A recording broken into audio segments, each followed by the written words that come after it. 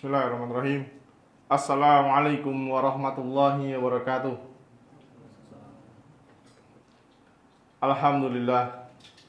Alhamdulillahi hamdan katsiran thayyiban mubarakan fi kama yuhibbu rabbuna wa yarda.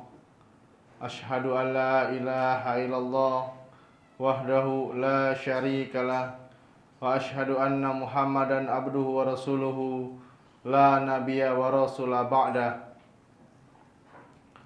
Qala Allah Ta'ala fil Qur'anil Karim, ya ayyuhalladzina amanu taqullaha haqqa tuqatih wa la tamutunna illa wa antum muslimun. Wa qala azza wa jalla, ya ayyuhan nasu taqu rabbakumul ladzi khalaqakum min nafsin wahidah wa khalaqa minha zawjaha wa bassa minhuma rijalan katsiran wa nisaa wattaqullaha alladzi tasaaluna bihi wal arham innallaha kana 'alaikum raqiba. Amma ba'du fa inna asdaqal hadits kitabullah wa khairal hadi hadi Muhammadin sallallahu alaihi wasallam wa syarrul umuri muhdatsatuha fa inna kulla muhdatsatin bid'ah. Ikhwani fiddin wa akhwati fillah, para pemirsa yang semoga senantiasa dirahmati oleh Allah Subhanahu wa taala. Kita bersyukur atas segala nikmat, karunia serta fasilitas yang Allah Subhanahu wa taala berikan kepada kita hingga kita bisa berjumpa kembali di majelis yang semoga senantiasa selalu mendapatkan keberkahan dari Allah Subhanahu wa taala, di tempat yang juga kita harapkan keberkahan, yaitu di Musholla Rumah Sakit Air Bunda Lubuk Linggau. Kemudian salawat dan salam semoga selalu tercurahkan kepada junjungan kita, suri tauladan kita, Nabi Muhammad sallallahu alaihi wasallam.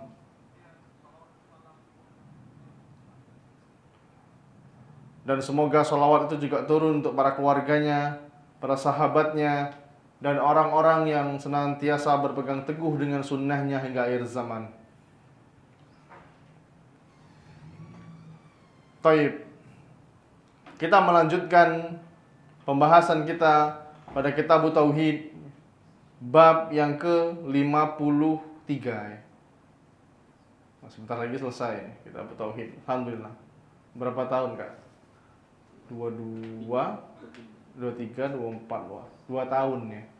Hampir lebih dari 2 tahun. Alhamdulillah. Kita baru memasuki bab yang ke-53. Di sini Syekh Muhammad At-Tamimi rahimahullahu ta'ala membawakan sebuah dalil, membawakan sebuah bab yang berjudul la yakul, janganlah atau larangan mengucapkan abdi wa amati, larangan mengucapkan wahai hambaku atau hambaku. Abdi itu hamba laki-laki dan amati itu hambaku perempuan. Kalau abdi untuk laki-laki, kalau amati untuk perempuan. Kalau abdi bahasa Sunda apa artinya? Saya ya. Beda. Abdi bahasa Sunda sama bahasa Arab beda ya.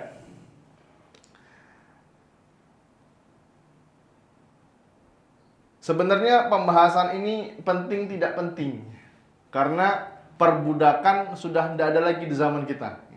Alhamdulillah. Gak kebayang saya kalau masih ada perbudakan. Apa jadinya? Karena di zaman Nabi Muhammad SAW ya, itu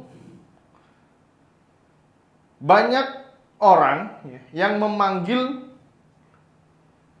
atau membahasakan budaknya itu pakai abdi, hambaku, hamba sahaya. Walaupun di zaman itu sah-sah saja ya, karena belum ada dalil pelarangan tentang hamba. Dan mereka juga menyebutkan diri mereka itu sebagai Rob. Nah, ini nanti insya Allah akan kita bahas. Dalam Sahih Bukhari, ya, Rasulullah SAW menyebutkan, ya, hadis yang dibawakan oleh sahabat yang mulia Abu Hurairah radhiyallahu anhu, bahwasanya Rasulullah SAW mengatakan, la yakulu ahadukum, janganlah salah seorang di antara kalian berkata, at'im rabbaka waddi rabbaka. Janganlah salah seorang di antara kalian memerintahkan budaknya, ngomong sama budaknya, sama pembantunya, hidangkan makanan untuk Rabbmu. Hidangkan makanan untuk Rabbmu. Ya, membahasakan dirinya itu sebagai Rabb. Artinya Rabb itu apa? Pemilik, bos. Nah, ini bahasa gampangnya. Di zaman itu sah-sah saja. Nanti dalil-dalilnya akan kita bahas. Hidangkanlah makanan untuk Rabbmu, berikanlah minum untuk Rabbmu. Wal yakul, dan hendaklah dia mengatakan, sayyidi wa maulaya. Hendaklah dia mengatakan, sayyidku dan maulaku, pemeliharaku. Wala yakul ahadukum, dan janganlah salah seorang di antara kalian mengatakan abdi wa amati, wal yakul fataya wa fatati wa gulami. Dan janganlah salah seorang di antara kalian mengatakan abdi, hamba laki-lakiku, hamba sahaya laki-lakiku, dan amati, hamba saya perempuanku. Tapi katakanlah fataya. Fataya ini pemudaku. Dan pemudiku. Atau gulami, ya gulami, budakku. Ini yang diperbolehkan. Walaupun secara bahasa artinya sama, ya. Ini artinya sama. Cuman penyebutannya aja yang berbeda. Ini penyebutannya saja yang berbeda. Karena pembahasan ini, ikhwah, ya, ini berkaitan dengan zaman dahulu, itu ketika masih ada perbudakan. Ya. Ketika seorang majikan, ya, itu tidak boleh memanggil budak laki-lakinya dengan sebutan abdi, hamba laki-laki, dan amati, hamba perempuanku, budak perempuanku. Dan ikhwan fillah sallallahu alaihi wasallam, hadis yang sudah kita sebutkan tadi, ini mengajarkan kepada kita untuk tidak sembarangan mengucapkan lafaz. Tidak sembarangan mengucapkan lafaz. Karena ini bisa berkaitan dengan masalah tauhid. Karena kita tentu semuanya mengetahui bahwasanya seluruh makhluk yang ada di alam semesta ini itu adalah hamba bagi Allah Subhanahu wa taala. Seperti Allah mengatakan dalam surat Maryam ayat yang ke-93, in kullu man fis samawati wal ard illa atir rahmani abdan. Tidak ada seorang pun di langit dan di bumi melainkan akan datang kepada Allah yang Maha Pengasih sebagai seorang hamba. Jadi semua makhluk, ya, semua orang akan datang kepada Allah itu dalam keadaan dirinya itu sebagai hamba.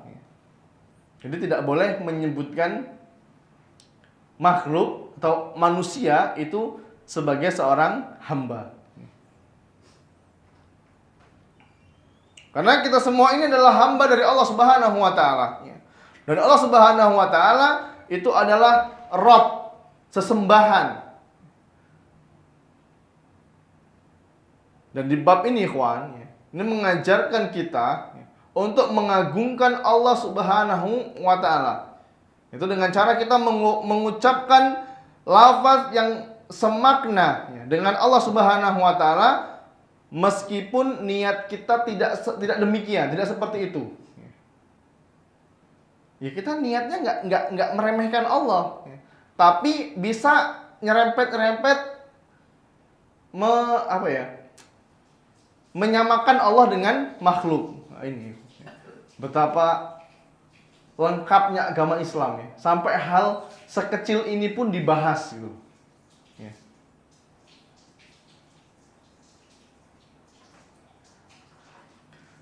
Ya, contohnya seperti seorang budak ya, yang dia berkata kepada tuannya, "Wahai Rabbku, wahai tuanku." Tadi sudah kita singgung sedikit bahwasanya diperbolehkan, tetapi yang dikhawatirkan ya, itu mirip dengan Allah Subhanahu wa taala. Lafaznya ini mirip dengan penyebutan kita terhadap Allah Subhanahu wa taala. Dan lafaz-lafaz seperti ini harus dijauhi ya. Harus dijauhi oleh manusia. Dan hendaklah diganti oleh sayyidi, pemeliharaku, maulaya, wahai tuanku. Karena lafaz ini tidak mirip dengan nama Allah Subhanahu wa taala. Bismillah.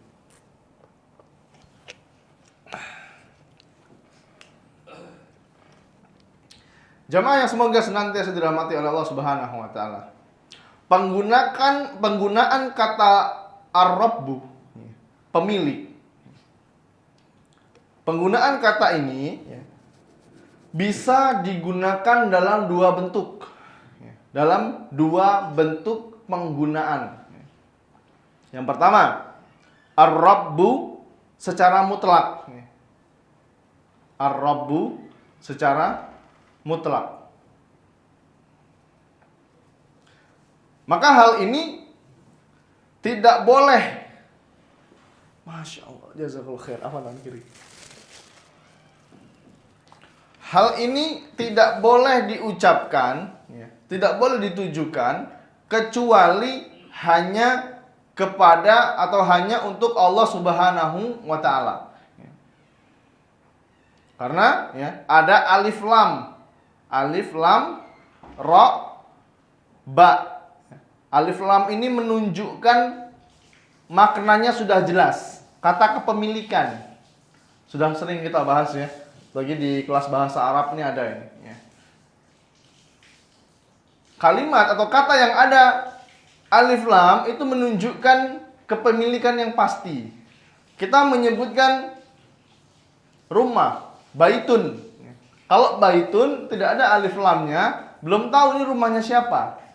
Tapi kalau kita menyebutkan al-baitu, ya maknanya sudah kita tujukan hanya kepada rumah tertentu. Seperti kalimat ar-rabbu, ketika menyebutkan kata ar-rabbu, ya ini secara mutlak hanya ditujukan kepada Allah Subhanahu wa taala. Ini makna yang atau penggunaan yang pertama. Kemudian kata yang kedua, Rabbu tanpa alif lam.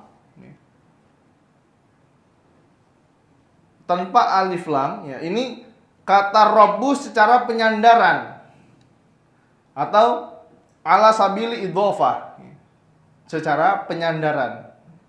Contoh, kata Rabbu kaza wa kaza, pemilik ini dan itu.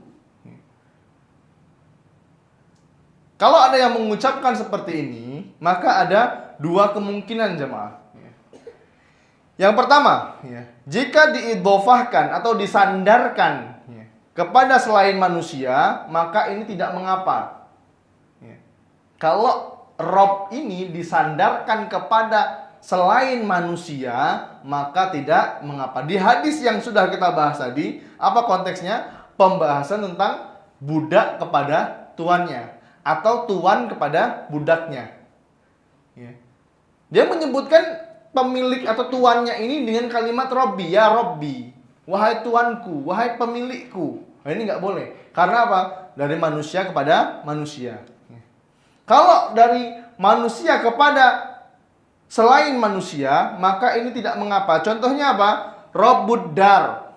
Contohnya Robbud dar, pemilik rumah. Robbul ibili, pemilik unta. Pemilik unta, sang pemilik unta. Ya, contoh seperti ini tidak mengapa. Karena apa? Rumah dan unta tidak dibebani untuk beribadah kepada Allah Subhanahu wa ta'ala. Nggak ada perintah mereka untuk beribadah. Walaupun seluruh makhluk ya, yang ada di bumi ini semuanya bertasbih kepada Allah Subhanahu wa ta'ala. Yusabbihu lillahi ma fis samawati wa ma fil ard, telah bertasbih seluruh yang ada di bumi dan di langit ya. Di langit dan di bumi apa? Ya. Tapi mereka tidak punya beban untuk beribadah. Ya. Tidak ada syariat khusus yang memerintahkan mereka untuk beribadah. Ya. Jadi jika disandarkan atau diidhofahkan kepada selain manusia, maka ini diperbolehkan. Contohnya apa tadi? Rabbul ibili, sang pemilik unta. Rabbud dar, sang pemilik rumah.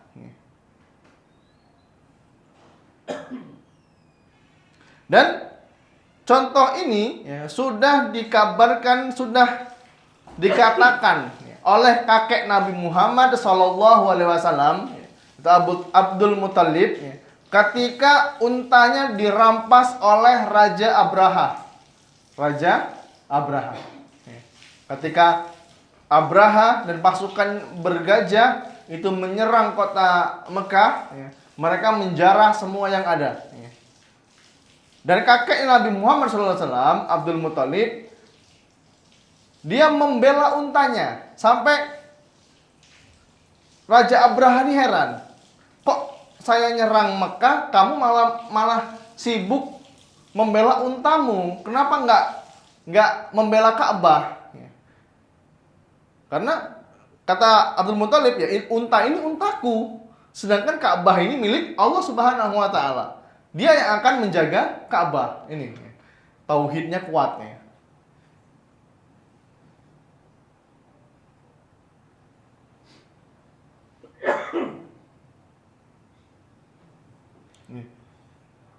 Ketika berhadapan dengan Abraha, ya, Abdul Muthalib mengatakan, "Inni anna rabbul ibili." Sesungguhnya aku ini sang pemilik unta. Ya.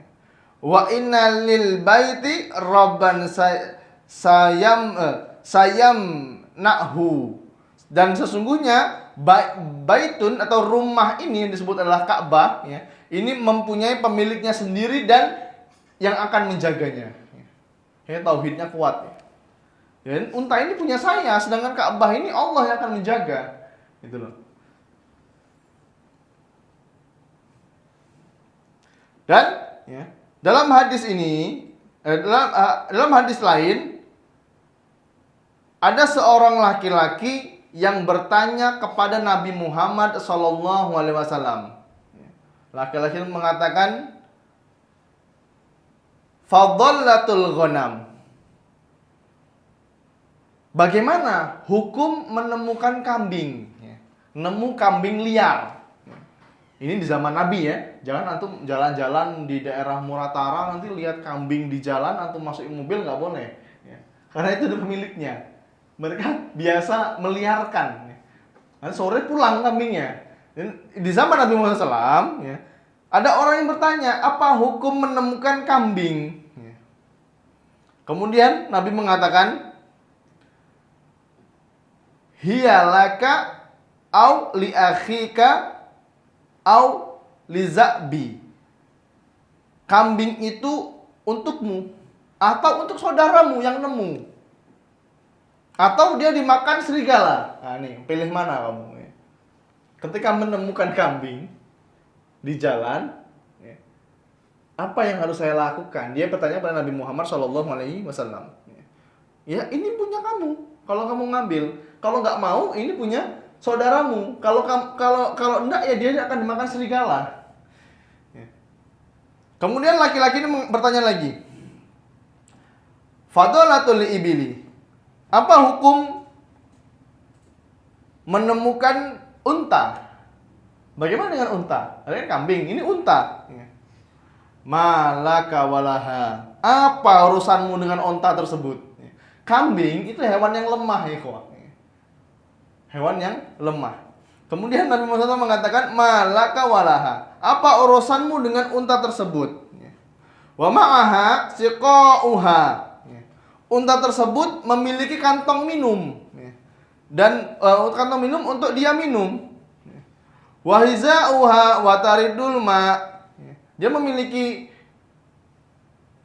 kantong untuk minum, kantong minum untuk dia minum. Dia juga memiliki kaki. Dia bisa datang ke sumber air. Dan wa ta'kulu syajarah, dia bisa makan, dia bisa berjalan ke pohon untuk dia makan. Kemudian Nabi Muhammad SAW mengatakan, hatta yalqaha rabbuha, sampai dia bertemu dengan pemiliknya. Apa poin dari hadis ini, ikhwah? Nabi Muhammad SAW mengatakan, hatta yalqaha rabbuha, sampai dia bertemu dengan pemiliknya. Robnya ini kalimat poinnya, ya. Nabi mengatakan kepada siapa? Apakah kepada para sahabat? Enggak, ya. Dia mengidhofahkan, menyandarkan kalimat Rob ini kepada selain manusia. Jadi menyandarkan kata Rob pada selain manusia ini diperbolehkan atau tidak masalah. Dan yang jadi masalah itu ketika, ini poin yang kedua, ketika menyandarkan Rabbu, diidhofahkan atau disandarkan kepada manusia. Ada beberapa kondisi, ikhwah.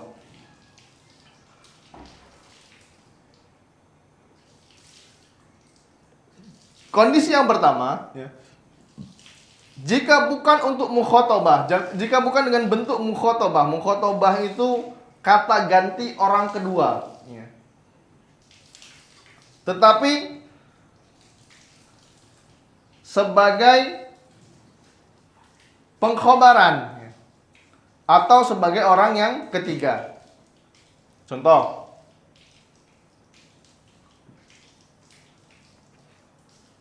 kita mengatakan Hasan ini tuan atau majikannya Zaid. Ya. Hasan ini robnya Zaid. Ini mengabarkan atau disandarkan kepada orang ketiga. Ya. Terjadi khilaf yang panjang, ikhwah. Ya. Terjadi perselisihan para ulama tentang hal ini. Ya. Tetapi ya, pendapat yang rojih, yang kuat, ya, itu tidak mengapa, ya. Ketika kita mengabarkan, ya, kita lagi ngobrol, ya, kita mengatakan siapa tadi namanya? Hasan, ya. Hasan, robnya Zaid. Ini nggak masalah, ya. Hasan ini tuannya Zaid. Karena apa? Nggak ngomong secara langsung, nggak mukhotob, ya. Nggak ngomong secara langsung. Ini diperbolehkan.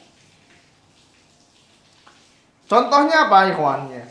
Dalilnya apa? Ketika Nabi Muhammad SAW ngobrol dengan para sahabat, berkumpul dengan para sahabat di hadis yang keberapa ya? Hadis yang kedua Arba'in An-Nawawiyah yang dibahas di hari Selasa, ya.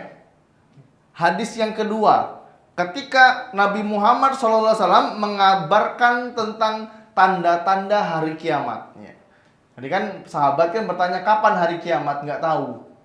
Malaikat bertanya kapan hari kiamat, Nabi mengatakan tidak tahu. Apa tanda-tandanya? Di antaranya apa kata Nabi Muhammad SAW? antalidal amatu rabbataha. Tandanya adalah ketika atau apabila seorang budak wanita itu melahirkan tuannya. Ada nggak budak wanita di depan situ? Nggak ada. Ini kata ganti orang ketiga dan ini diperbolehkan ya. Paham ya? Ini diperbolehkan. Seorang budak wanita melahirkan tuannya. Ya karena budak itu ikhwan, ya, di zaman Nabi Muhammad SAW budak itu boleh digauli. Ketika dia bergaul dengan tuannya, laki-laki tuan laki-lakinya, dan dia melahirkan anak dari tuannya, ya, ini tanda-tanda hari kiamat. Ya. Alhamdulillah saat ini perbudakan sudah dihapuskan ya, alhamdulillah. Dan di sini Nabi Muhammad SAW mengatakan Rabbu itu sebagai ganti orang ketiga, ya. Seperti yang dikatakan oleh Nabi Yusuf alaihissalam.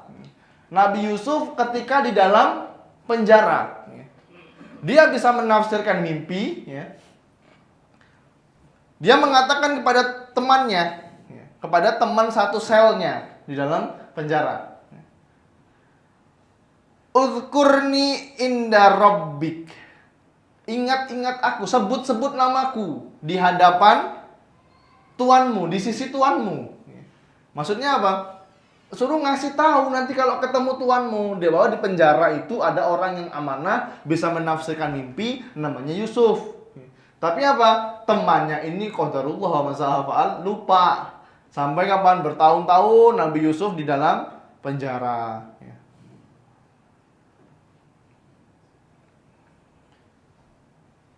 Demikian juga ketika Nabi Yusuf alaihissalam, ya, berkata ketika ada orang yang datang kepadanya. Beliau mengatakan irji ila rabbika fas'alhu ma balun niswatil lati fata'na aydiyahunna inna rabbi bikaidihinna alim. Kembalilah kepada Tuhanmu, irji ila rabbik, kembali kepada Tuhanmu dan tanyakan kepadanya bagaimana halnya perempuan-perempuan yang telah melukai tangannya. Sungguh Tuhanku Maha mengetahui tipu daya mereka. Surat Yusuf ayat yang ke-50. Dan juga ketika Nabi Yusuf alaihissalam itu dirayu oleh istri yang penguasa Al-Aziz.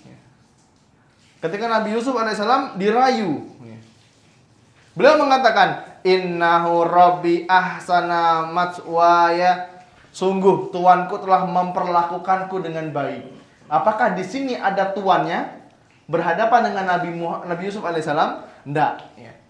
Ini mengkhabarkan, diidhofahkan kepada orang ketiga yang nggak berhadapan dengan dia. Ya. Untuk semua penggunaan kata Rob, ya, bukan dalam bentuk mukhotabah, ya, ngomong secara langsung. Ya. Akan tetapi sebagai bentuk kata ganti orang ketiga ini tidak mengapa, tidak masalah. Tidak masalah. Walaupun tadi sudah kita sebutkan di awal ada khilaf, perbedaan pendapat, perselisihan para ulama ini boleh atau tidak. Yang benar itu tidak mengapa, tidak masalah. Itu kondisi yang pertama. Kondisi yang kedua, jika dalam bentuk mukhotabah, berbicara kepada orang dengan kata ganti orang kedua. Contoh, seorang majikan yang berkata kepada budaknya. Seorang majikan berkata kepada budaknya, wahai abdi, hambaku. Ini budak laki-laki ya, wahai amati, wahai budak wanitaku. Beri makan kepada Robmu. Maksudnya itu kasih makan tuanmu, ambilkan makanan gitu loh. Nah ini nggak boleh. Tidak diperbolehkan seperti ini. Dan ini para ulama sepakat bahwasanya tidak diperbolehkan menyebutkan kata Rob atau abdi secara mukhatab, secara berhadapan. Ngomong secara langsung, ngomong sama anak buahnya, budakku sini, wahai hambaku sini kamu. Nah ini nggak boleh. Budak ini budak maksudnya ini ya, budak perbudakan ya. Bukan budak Palembang, bukan. Nanti salah tanggap lagi. Cuma di Palembang lah masih diperbudakan ini. Budak mana? Budak Palembang. Ini beda ya, beda pembahasan. Dan permasalahannya di sini, ikhwan, ya.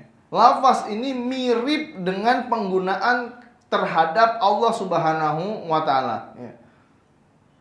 Meskipun secara bahasa tidak masalah, tetapi secara makna dikhawatirkan bisa menyaingi Allah Subhanahu wa taala. Sehingga Nabi Muhammad SAW itu melarang penggunaan kalimat tersebut. Ini adalah pembahasan yang terkait dengan penggunaan kata ar-rabbu. Dan poin pembahasan kita adalah poin yang penggunaan kata yang kedua, yang ketika kata rabbu digunakan dalam bentuk mukhatabah, ngomong secara langsung, ngadep-ngadepan berdua. Ini yang nggak boleh. Tadi sudah jelas kita sebutkan, kalau sebagai disandarkan sebagai idhofah, disandarkan kepada pihak ketiga, maka tidak masalah.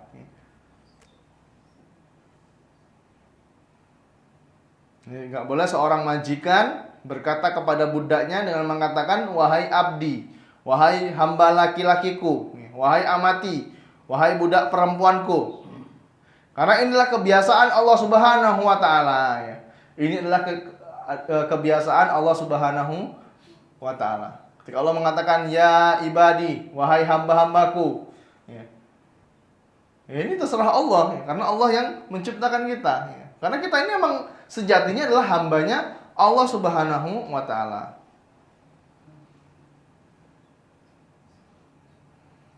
Jadi sudah diajarkan Nabi Muhammad SAW, ya, kata tersebut bisa diganti dengan lafaz robbu. Lafaz robbu tadi bisa diganti dengan sayyidi, ya, atau maulaya, ya. Maknanya sama, ya. Maknanya sama, tuanku. Karena banyak riwayat dari Nabi Muhammad SAW, ya, menamakan seseorang itu dengan sayyid, ya. Banyak ya. Allah Subhanahu wa taala atau Nabi Muhammad SAW menamakan seseorang dengan sebutan sayyid, ya.